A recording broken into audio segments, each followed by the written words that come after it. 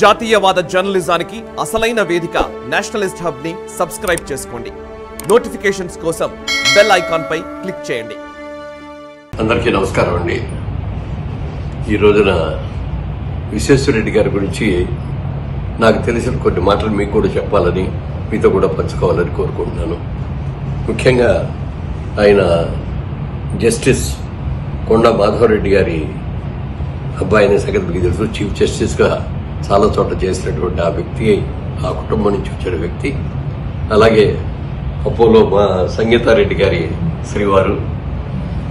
అలాంటి ఆయన నేను కలిసి 2014 నుంచి 19 వరకు ఎంపీలుగా చేశాము.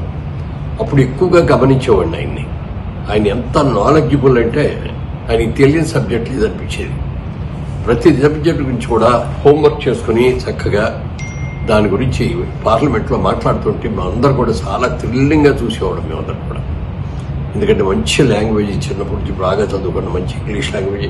పార్లమెంట్లో మంచి పేరు రావాలంటే ఇంగ్లీష్లో అన్న మాట్లాడాలి, లేకపోతే హిందీలో అన్న మాట్లాడాలి. ఆయన 2 భాషల్లో కూడా రకరకాలుగా మాట్లాడిన మనిషి, చాలా చక్కటి మనిషి.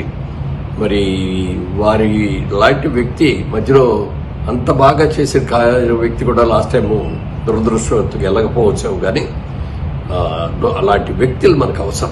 ఎందుకంటే మన కాన్స్టిట్యున్సీ గురించి కానీ పార్లమెంట్లో చెప్పాలన్నా, అక్కడి నుంచి మనకు కావాల్సిన నిధులు తెచ్చుకోవాలన్నా అలాంటి వ్యక్తులు ఉంటేనే తప్ప మరి రాజకీయాలు కూడా వ్యాపారంగా చేసేవాళ్ళు ఎక్కువగా ఉంటున్న ఈ రోజుల్లో అలాంటి వ్యక్తులు ఉండడం అనేది కరెక్ట్ కాదు.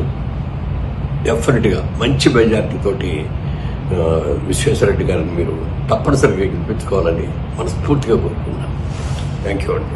ఈ వీడియో మీకు నచ్చినట్టయితే లైక్ చేయండి, 10 మందికి షేర్ చేయండి. అలాగే కామెంట్ల రూపంలో మీ అభిప్రాయాలను మాతో పంచుకోండి. Nationalist hub group of channels ను సబ్స్క్రైబ్ చేసుకుని తెలుగునాట జాతీయవాద జర్నలిజాన్ని ప్రోత్సహించండి. ఈ వీడియో కింద ఉన్న బెల్ ఐకాన్ పై క్లిక్ చేయడం మర్చిపోవద్దు.